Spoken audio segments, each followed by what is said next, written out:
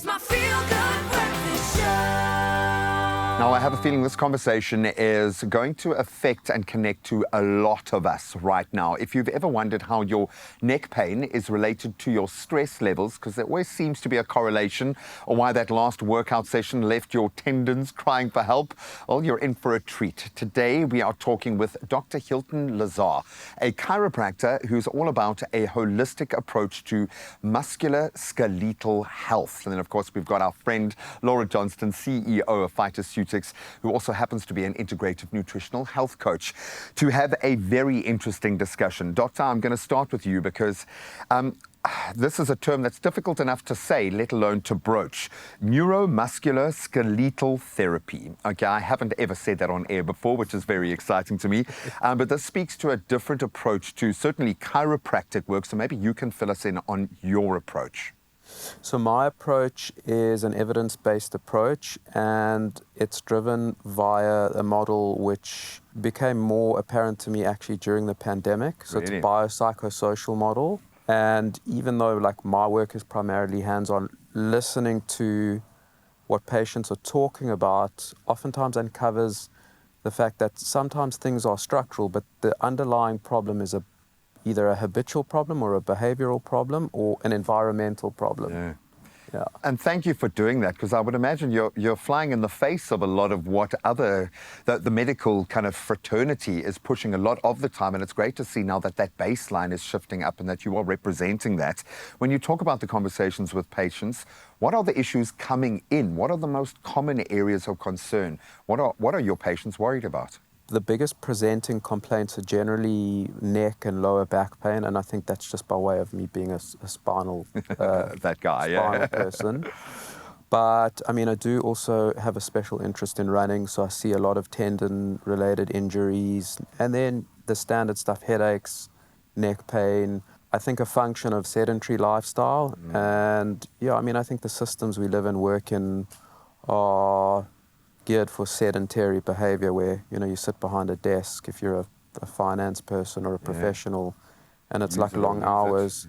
And then on top of that, the way we structure our exercises, we'll sit for 8 hours a day, and then we'll kind of spend an hour doing a high intensity interval workout. And a lot of my understanding of problems in, let's call it skeletal health, is overuse. And overuse in the spine is a conversation for all in of itself, but that's the model that I think about when I'm treating people. And bless you for doing that, because I don't think a lot are approaching it from that overarching view. I've watched you emphatically nodding your head throughout everything that's being said. So much of this must make you excited. An overarching holistic view. Is this kind of notion and understanding something that you are coming up with a lot now, or meeting a lot in your space? Absolutely. And, people always think it's the sexy areas of health that gain the most interest, but bone and joint health comes up over and over again on all of our platforms as like a key focus area. And it's exactly what Doc says. So it's, these intense periods of exercise.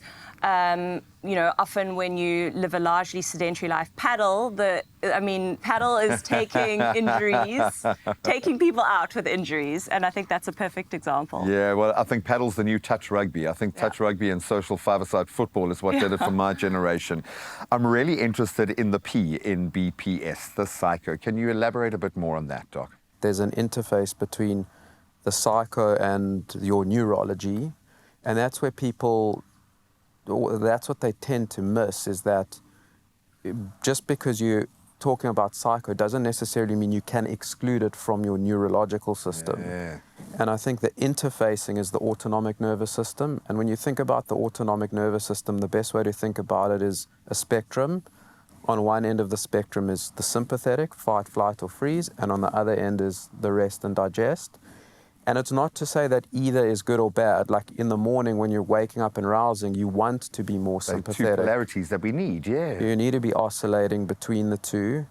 Where I think the psycho has a big role is that when you're under duress and you're in that side of the fight, flight, or freeze, the basic physiological outcomes of being in that space, and I'll say this is where it gets a bit more technical. There's a term called interoreception, and how you understand your internal environment or your internal world gets heightened. So the best analogy would be, let's just say you had pain, you scored it at 2 out of 10, ordinary day, sitting on a deck chair, at a pool, having a great time. If I had to ask you to rate it, you would rate it at 2 or 3. On a day where you've got lots of deadlines, your kid is teething, you haven't slept, then all of a sudden the rating or the subjective rating of your pain goes up to 8 or 9. Brilliant. Pain is firstly a subjective experience, but it's definitely modulated. The intensity or the volume dial is through that autonomic nervous system, and I think that's where a lot of the wellness stuff comes in, the breathing, the meditation. Don't give it enough credit in what it can do in that space. Yeah.